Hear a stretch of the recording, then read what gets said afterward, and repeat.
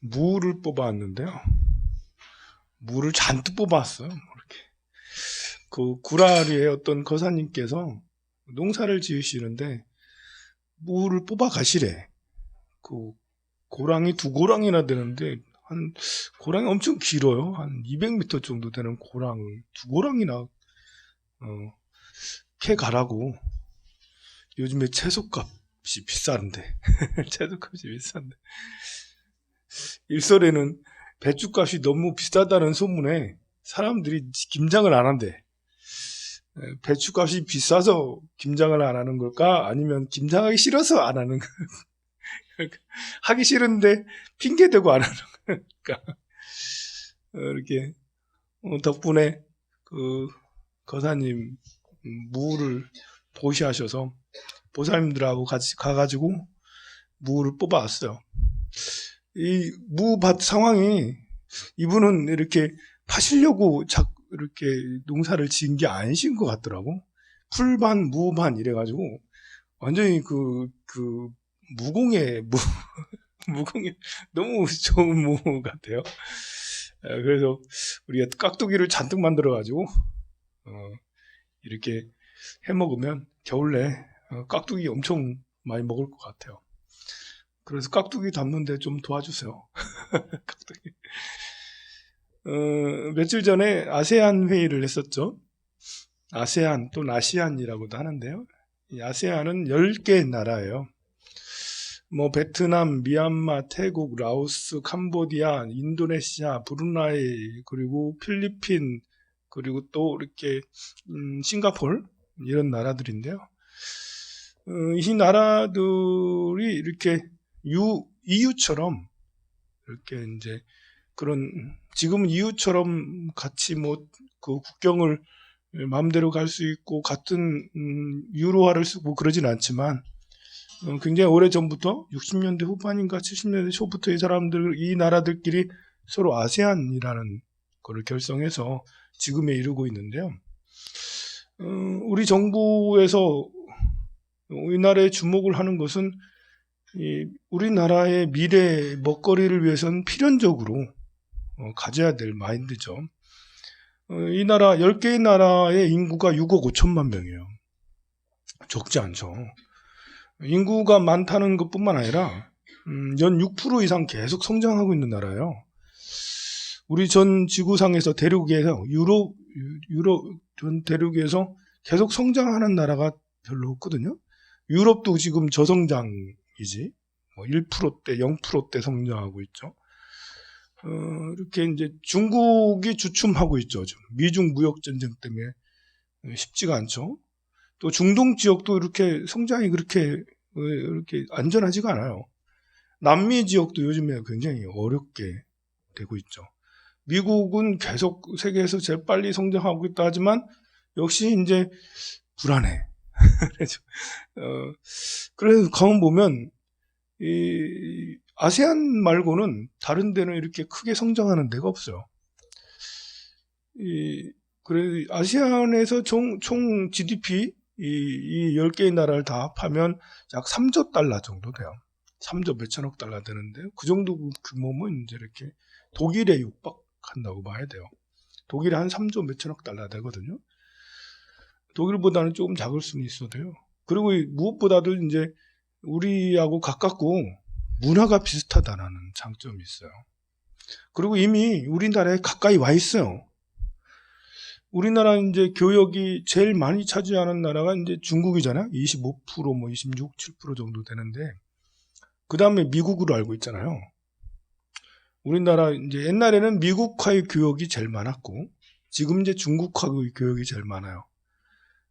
자꾸 일부 정치인들이나 일부 사람들은 친밀을 해야지 왜 그 혈맹을 가까이 해야지 혈맹을 자꾸 무시하냐고 하는데 중국을 멀리했다가는 우리가 이제 쪽박을 잘 수가 있습니다. 중국 멀리하면 교역량이 미국보다 훨씬 많기 때문에. 그런데 아세안 국가의 교역량을 합하면 미국보다 많아요. 이미 우리나라에는 가까운 나라가 됐어요. 중국 다음으로 교역량이 많은 게 아세안 국가들이에요. 그리고 이제 우리는 미중 무역 갈등 때문에 이렇게 해보니까 이제 이게 참 공포심이 좀 있잖아요. 이거 쉽지 않다. 이제 우리가 무섭다. 이제 이 미중 무역 갈등 고래 싸움에 새우등 터진다고 우리가 계속 중국 눈치 보고 미국 눈치 보이고 이 참 난감한 상황이에요. 무슨 안전해야 되는데 우리나라도 안전해야 되잖아요. 안전해지려면 좀 더 교역의 상대를 더 확대해야 될 필요가 있다. 그런데 제일 좋은 지역이 바로 옆에 있는데도 우리는 모르고 있다라는 거죠. 바로 아세안 국가들이라 할 수 있어요. 이미 이제 우리나라는 교역량이 그렇게 많은 데다가 이렇게 이번에 이제 이렇게 그 아세안 회의를 우리나라에서 개최하기 위해서 한 1년 정도 민물 작업을 한 거예요. 그냥 여기 와서 회의합시다라는 게 아니고 회의를 만들어내려면 이미 이제 그 상대 외교부하고 또 경제에 관계된 이런 사람들하고 계속 물밑 작업을 해서 와가지고 도장 찍으러 온 거죠. 앞으로 이렇게 하겠다. 그래서 인도네시아 같은 경우도 FTA보다 훨씬 더 강하다가는 그 조약을 체결을 했어요. 그래서 그 교역하는 93% 정도의 이상의 것들을 관세를 없애기로 했어요. FTA보다 훨씬 더 센 거예요, 그게. 인도네시아만 해도 2억 6천만 명이거든요. 경제 규모도 엄청 세고. 또 이제 태국하고도, 그리고 이제 그 필리핀하고도 뭐 다 좋은 관계를 가지고 있어요. 또 우리나라가 이제 무기 수출을 많이 하고 있다니까? FA-50인가 하는 그 전투기도, 이렇게 그 태국이나 이제 필리핀 이런 데 수출을 많이 했어, 이미. 본래 이제 동남아시아 아세안 국가하고 인도에는 꽉 잡고 있는 나라가 있었어요. 어느 나라였죠? 일본이 꽉 잡고 있었어요. 일본이 1977년도에 후쿠다 독트린이라고 해가지고, 원래 독트린이라는 말은 무슨 말이냐면 닉슨 독트린 알죠? 들어봤죠? 독트린이라는 말이 무슨 뜻이냐면 이렇게 대외적으로 다른 나라들한테 우리는 이렇게 하겠습니다라고 선언을 하는 거예요. 그게 이제 독트린이에요. 우리 정책이 이렇습니다 하고, 닉슨 같은 경우는 이제 닉슨 독트린을 통해서 금태환 제도를 없애고 우리 이제 달러 갖고 온다고 해서 금 바꿔주는 게 아닙니다. 금 안 바꿔줍니다. 이런 선언을 해서, 그래서 이렇게 생겨난 게 오일 쇼크가 생겨난 거예요. 닉슨 독트린 때문에 달러 안 바꿔준다 해가지고. 그런 게 독트린인데, 이제 일본에서도 그 독트린 했어요. 우리나라 신남방 정책 하는 것처럼 1917년에 그 이전부터 이제 동남아시아 인도에 진출을 했지만 앞으로 동남아시아 이 아세안 국가에게 주력을 하겠다. 그래서 일본이 이렇게 이제 인프라하고 뭐 교통 또 통신 뭐 이렇게 어떤 시설들을 주력으로 진출을 해요. 원조도 많이 하고. 그래서 동남아시아 국가하고 인도 가면 일본 차가 그렇게 많았고요. 일본에서 도로 건설 많이 해주고, 일본에서 무슨 뭐 이렇게 기관 시설 같은 거 이렇게 이런 발전소나 이런 거 있잖아요. 그런 것들을 많이 지어주고 그랬어요. 물론 공짜로 지어준 건 아니죠. 돈 받고 다 지어주는 거죠, 이제. 그리고 일본이 이제 그 70년대, 80년대는 90년대까지 일본이 동남아시아하고 인도 거의 교역량 30%, 40%를 일본이 다 독차지했었어요. 그런데 2000년대가 되면서 새로운 나라가 등장을 했죠. 바로 중국이 급부상을 했어요. 지금은 이제 아세안 국가하고 아세안 국가에서는 인도의 비중이 제일 강해요. 한 20% 이상이 중국하고의 교역량이에요. 일본은 폭폭폭 계속 떨어져가지고 10%대가 무너졌어. 10%가 안 되고 막 그래. 우리나라는 옛날에 이제 4%, 5%, 6% 이러다가 지금 8% 이상 이제 교역량을 아세안 국가에서 자기들끼리 해서 8kg인 거예요. 우리나라 8%가 아니라. 그러니까 이제 지금은 우리나라가 일본을 추격했고 어쩌면 추월할 수도 있다. 일본은 정말 오랫동안 40년 동안 공을 들였잖아요. 근데 아세안 국가들이 일본에게 등을 돌리는 이유가 있어요. 일본이 이렇게 해줬다 해서 기술 이전을 해준 건 또 아니거든요. 사회 발전, 경제 발전을 시켜준 건 아니거든요. 이 아세안 국가들이 일본보다는 우리나라를 선호하는 거예요. 한류도 있지만 처지가 비슷한 것도 있는 거야. 자기들도 식민지였었지. 근데 우리나라는 식민지였다가 세계 유일무이하게 선진국 대열에 들어선 나라잖아요. 우리나라가. 자기들도 우리나라를 닫고 싶고 한강의 기적을 메콩강의 기적으로 만들고 싶다 이거죠. 이제. 그래서 아세안 국가들이 우리나라를 굉장히 선호하는데요. 게다가 우리나라가 베트남한테 해주는 거 봤잖아. 베트남을 성장시키면서 같이 동반 성장을 하고 있잖아요. 그냥 일본처럼 쑥 빼먹고 가는 게 아니라 우리나라는 베트남을 성장시켜줘. 이렇게 무기를 파는 것뿐만 아니라 무기 만드는 것까지 전해줘. 이렇게 이제 착한 나라가 돼버린 거야. 이제 아세안 국가들 사이에 대한민국은 착한 나라다. 같이 손잡고 하면 우리도 발전할 수 있다라는 희망을 가지고 아세안에서 우리도 굉장히 좋게 보고 있는 거죠. 이런 차에 이제 신남방 정책, 뭐 어찌 보면 이것도 아세안 독트린이라 할 수 있겠죠. 이번에 이제 10개국을 모셔서 회의를 하고 또 5개 국가를 또 메콩 지역의 5개 국가랑 또 남아서 또 이제 같이 또 회의를 하고 있는데 이것이 이제 우리 정부가 남방 정책을 하겠다 해서 아세안 독트린이라고 할 수도 있어요. 제가 이런 것을 강의 시간에 이렇게 얘기하는 이유는요. 이제 우리나라는 수출로 먹고 사는 나라이기 때문에 우리나라만 이렇게 알아서는 안 되고 세계의 이런 나라의 상황이나 이런 것들을 알아야 되고요. 여러분들 아들, 딸들을 보내야 돼요. 이제 국내에 머물지 않고 아들, 딸들을 해외에 보내는데 해외에 보내려면 미국이나 유럽에 보내도 좋지만 지금 가면 성공하기 쉬운 데가 아세안이다라고. 우리나라는 이제 고부가 가치 산업으로 점점 이렇게 변해가고 있죠. 이제 옛날에는 처음에는 섬유산업으로 이렇게 옷 만들고 운동화 만들고 막 이렇게 해가지고 팔았는데 그것은 이제 한물 갔고 그 다음에 자동차 배 만들고 이렇게 해가지고 이제 성장을 해왔잖아요. 그것도 이제 점점 중국에게 이제 추격당하고 밀리고 있고 막 그렇게 해요. 그럼 가야 될 거는 고부가 가치 사업이거든요. 금융이나 아니면 서비스, IT, 뭐 이런 또 4차 산업들, 로봇 산업들, 뭐 이런 4차 산업들로 고부가 가치 산업으로 이렇게 옮겨가야 되는데 그 안에 이제 무역도 포함이 되는 거죠. 우리나라는 이제 만드는 기술력이 좋아요. 뭐 이제 LG전자 얼마나 이제 가전제품 잘 만들어요. 삼성에도 잘 만들고 있잖아요. 그런 것 세계에서 제일 잘 만드는 것들을 내다 팔아야 돼. 그럼 어디다 팔아요? 제일 잘 팔리는 곳에다 팔아야지. 그래서 아들, 딸들을 모두 다 아세안으로 다 보내야 돼. 그런데 여러분들은 우리 아들, 딸들이 아세안 간다면 가지마. 여기 있어. 근데 무섭잖아. 이렇게 걱정되고.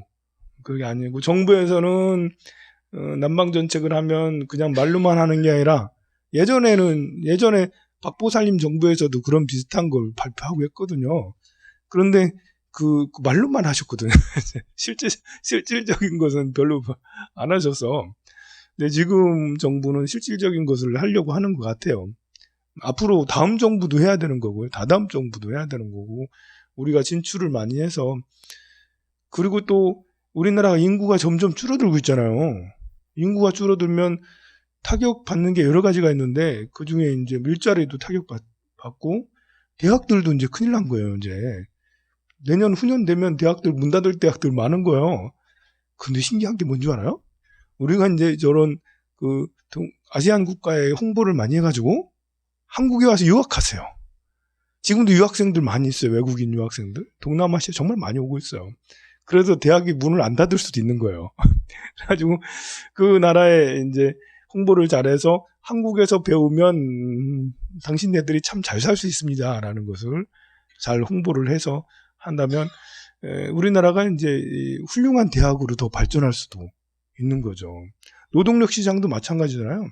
지금 외국인 노동자가 많은 것은 꼭 나쁜 게 아니에요. 보수적인 사람은 외국인 노동자가 너무 많아서 무섭다. 이제 성남동 가봐 이렇게 한 번씩 보면 외국인 노동자들이 얼마나 많이 다니는데 무서울 정도야. 근데 무섭다고 할 게 아니라 그렇게 가야 돼요. 지금 어쩔 수 없어요. 이렇게 이렇게 육체 노동을 하는 그런 거는 이제 이렇게 아세안 국가들에서 다 수입해 오고 또 이주 정책도 이렇게 우리는 지금 이주민 정책이 이민 정책이 굉장히 까다롭거든요. 이렇게 별로 좋은 게 아니에요. 미국이 세계 제일 국가가 된 건 이민 정책이 좋아서 그런 거예요. 그리고 미국에서 굉장히 이렇게 실력을 발휘하고 뭐 이렇게 구글을 창업을 한다든지 경영을 한다든지 마이크로소프트를 경영을 한다든지 뭐 이렇게 IT 기업들을 경영을 하고 이런 거의 대부분의 사람들이 이주민들이에요. 본토 사람들도 많지만 30% 이상이 이주민들이 와가지고 새로운 기업을 만들고 이제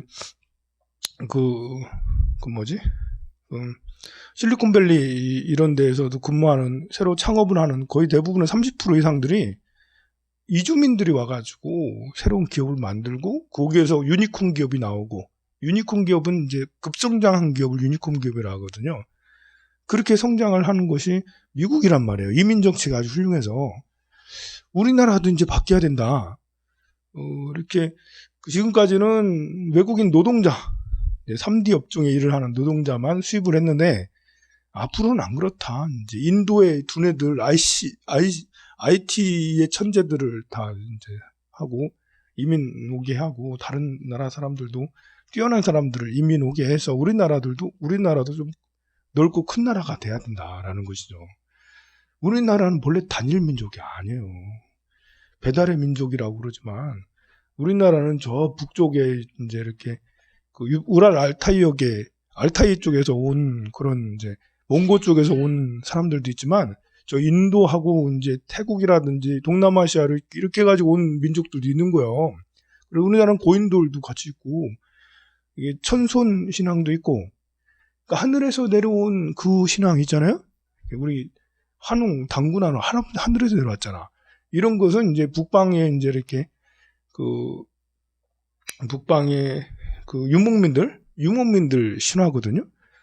근데 이렇게 남방에 이제 이게 토착 이렇게 유목이 아니라 농업을 하는 토착민들은 어떤 신앙을 갖고 있냐면 알에서 태어난다든지 동굴에서 뭐 한다든지 이런 신화를 가지고 있어요. 그리고 그런 걸 보고 난생 신화라고 그러거든요.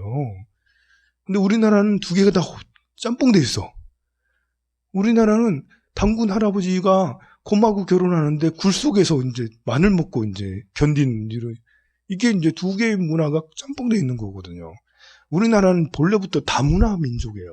이제 말을 하나로 이제 해서 아닌 것처럼 보여도 이 삼국 시대를 지나고 고려 시대, 조선 시대 때는 거의 단일 민족처럼 이렇게 해서 그렇지 그 이전 고대로 올라가면 우리나라는 다문화 민족입니다.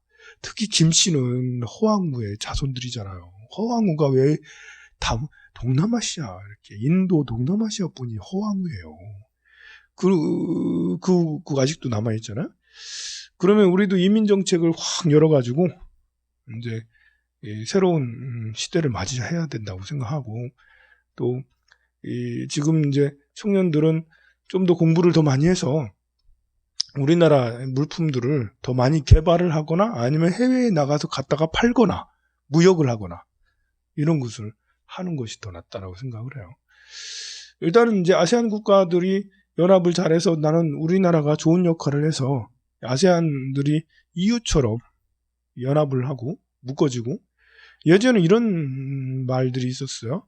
동북 이제 중국, 일본, 우리나라. 중국, 일본, 우리나라가 하나의 밴드를 형성해서 EU처럼 대항하자. 그런 말 들어봤죠? 근데 좀 어려운 것 같아. 일본 놈들 하는 걸 보면. 일본은 더 이렇게 발전해야 되는데, 더 열려야 되는데, 더 보수적이 화이트리스트에서 우리나라를 배제시켰잖아. 화이트리스트를 더 확대해야 되는 거 아니야? 생각이 있는 거예요, 없는 거예요. 우리나라가 좀 꼽다고, 뒤쫓아온다고, 우리나라를 화이트리스트에서 배제시켜버리고, 좀, 그런 마인드를 가지고 하면 몰락할 수밖에 없어요. 그래서 이제 옆집 사람하고는 친하게 지내는 게 어려운 거구나. 이게 이제 가까이 일본하고 중국하고 이거 중국도 위험하고 차라리 이 방향을 바꿔가지고 아세안에서 우리는 리더가 될 수 있거든요. 중국하고 일본 사이에 우리 세 개의 나라가 하나가 되면 우리나라가 리더가 되기 어려워. 우리나라 중국하고 일본하고 치여가지고 그냥 쫓아가는 것밖에 안 돼. 근데 아세안 국가 10개 나라는 우리나라 그 안에 끼어들면 우리나라가 리더가 될 수 있어요. 그리고 리더가 돼서 이 아세안 국가를 발전시킬 수 있어요. 근데 중국이 리더가 되고 일본이 리더가 돼서 아세안 국가를 발전시킨다? 이건 좀 어렵다고 봐야 돼요. 중국은 본래 포식자잖아, 포식자. 아세안 국가를 장악하려고 그러지, 같이 성장하려는 마인드가 없어요. 일본도 역시 비슷해. 제국주의적인 이런 마인드가 있어요. 우리나라 안 그러잖아. 베트남하고 하는 거 봐요, 지금. 성장시켜주고 있잖아. 그러면 우리나라가 아세안 국가들 같이 함께 이제 해서 그 아세안 국가들의 리더가 돼서 아세안 국가를 하나로 만들고 같이 이제 EU처럼 이렇게 잘 지낼 수 있는 그런 걸 해준다면 정말 좋지 않겠나. 우리나라의 미래가 거기에 달렸지 않나. 이런 생각도 하게 돼요. 아세안 국가하고 함께 이제 또 주목할 만한 국가가 이제 인도죠. 인도도 계속 7% 이상씩 계속 성장하고 있으니까요. 아마 이제 정신이 제대로 박힌 정부라면 아세안과 인도를 굉장히 중시 여기면서 가지 않겠나 싶어요. 그거는 이 정부뿐만 아니라 다음 정부, 그 다음 정부도 방향을 일관되게 가야 된다고 저는 생각을 해요. 자, 오늘은 초3일입니다. 초3일에 신중기도도 하고 그러는데요. 신중님들의 이제 우리가 신중기도할 때 공약물을 신중단에 따로 올리지 않아요. 부처님한테 올린 걸 신중님한테 퇴공을 하죠. 그럼 마지도 그렇잖아. 마지도 매일 이상하네. 왜 부처님한테 올린 거를 신중한테 옮기지? 신중님들은 신중대로 따로 마지를 올리면 되잖아. 근데 또 이제 축원 끝나고 반야신경 할 때 또 옮긴다고. 신중님들은 부처님이 드시다 만 거를 먹다 만 걸 그진가? 먹다 만 걸 드시게? 그런 건 아니고요. 신중들의 마인드는 뭐냐면 부처님한테 올린 걸 먹는 것이 나는 영광이다. 부처님한테 올리고 난 것을 나한테 달라. 나한테 직접 나한테 직접 주지 말라. 부처님한테 올리고 나서 주라. 이런 거예요. 그런 신중의 마인드는 우리 불자도 마찬가지예요. 저도 마찬가지예요. 여러분들 저한테 양말 사오면서 스님 양말 신으세요 하고 이렇게 그래 하는 것도 좋지만 부처님한테 올리고 양말 한 짝 부처님한테 쏙 올리고 참배하고 나서 다시 갖고 와가지고 스님 양말 신으세요 이러면 이제 나는 부처님한테 얻어 쓰는 것이 되는 거잖아. 여러분들은 부처님한테 올린 거고 부처님 전달은 여러분들이 해주지만 저도 부처님한테 받아 쓰는 게 좋지. 여러분들한테 받아 쓰는 여러분들한테 받아 쓰는 거보다 부처님한테 받아 쓰고 싶어요. 여러분들도 마찬가지예요. 내가 월급을 받았다. 요즘엔 통장으로 입금하니까 뭐 안 그렇지만 옛날에는 봉투로 받았다며요. 봉투로 받으면 처음으로 부처님 전에 탁 올리고 다 불전음에 늘하는 게 아니에요. 올리고 부처님한테 공약 올립니다 하고 그렇지만 부처님이 가져간다고 또 뭐라 안 하십니다. 올린 걸 그대로 또 가져가면 돼. 참배를 하고 이 돈은 이제 부처님한테 올렸으니까 부처님 돈입니다. 부처님이 주신 걸로 제가 한 달을 살겠습니다. 1년을 살겠습니다. 이렇게 하는 거죠. 옷을 한 벌 샀어. 백화점 가가지고 옷을 아주 못 떨어지게 탁 정장을 딱 샀어. 내가 이제 카드로 딱 해서 사긴 했지만 그래도 부처님한테 공양을 딱 올리고 그리고 나서 이제 내가 그 공양 올리는 것을 부처님 제가 올렸지만 그래도 부처님 것이지만 그래도 부처님 저한테 주세요. 부처님 주세요. 이러면서 부처님한테 받아가지고 입고 하는 것도 되게 좋죠. 그런 마인드가 바로 이제 불제자가 부처님한테 부처님한테 드리는 그런 마인드죠. 이제 신중이 그런 거예요. 신중. 나한테 직접 주지 말라.